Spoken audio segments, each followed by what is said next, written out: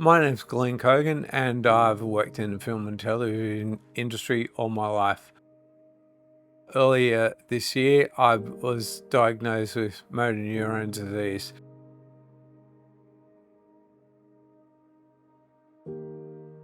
It came completely out of the blue. To be honest with you, didn't even know what motor neurone disease was, but I pretty quickly found out. It all started after I had a bout of COVID. It was my first COVID illness. And I got this really funny muscle twitching going on, and I experienced a little bit of weakness in my right arm. I ended up taking myself up to the John Hunter Hospital and presented myself as like a stroke case, because I thought I might have actually had a mini stroke. About a week later, and a lot of tests, MRIs, CT scans, I was diagnosed with motor neurone disease. The doctor came in and saw us, and she had a pretty bad look on her face, and she gave us the news. It was shocking, something nobody ever wants to hear. At the time, she said I had 6 months to like 2 years. Yeah.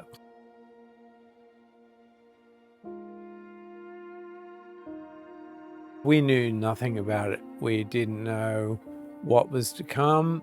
We got a little bit of a briefing at the hospital, and then pretty much we had to go home and jump on the internet and work out kind of what this thing was. When I stepped out of hospital the first day after I'd been diagnosed, like, our heads were spinning.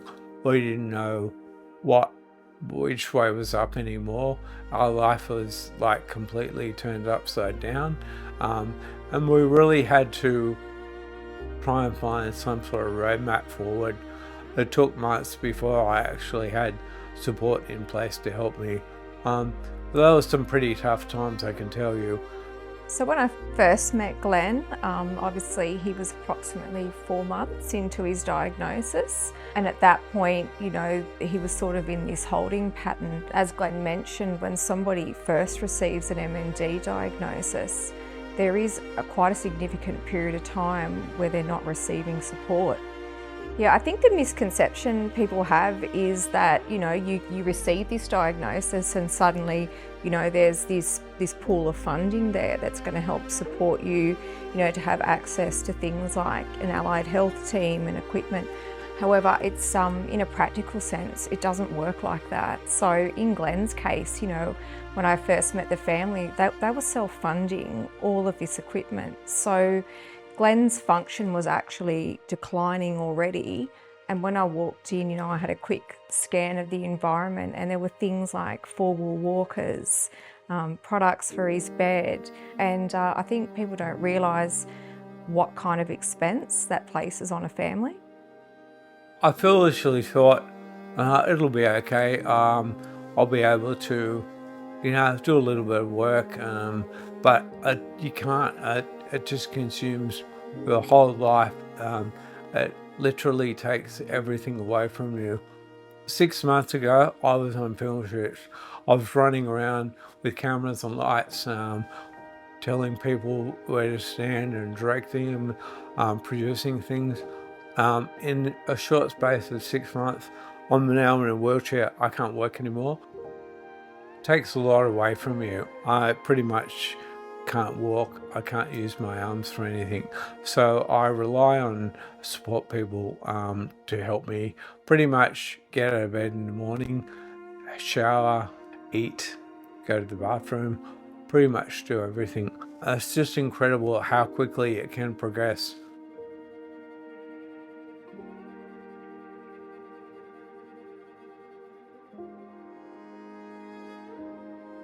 It affects so many domains of people's life. And number one is the environment. You know, with the progression of MND comes a regression in people's function. In Glenn and Mel's case, you know, they were forced to relocate to a level modified home. It's not only a personal thing, it affects your family, it affects your friends. It's pretty cruel kind of disease. It really has collateral damage all over the place. All the things you kind of take for granted, just being a normal everyday person, is turned upside down. It's very challenging, but I mean, for me, I just had to find a way. I've always been pretty positive and optimistic, and honestly, that hasn't changed now. I don't sit around feeling sorry for myself. I was like, how can I help? What can I do? And it was like the obvious thing was fundraising. The crazy thing is, no one can see this thing coming. It's random. It just selects people ad hoc, and honestly, they don't know why. Until they find out why, they won't find the cure, and that's why, you know, research and funding is so important. Without funds, research can't happen, and without research, there's never going to be a cure or new drugs. So I kind of made it my mission to go down that path. Luckily, I've got some incredible family and friends, and they got right behind me. Yeah, everyone's come together in an amazing way to help do this fundraising.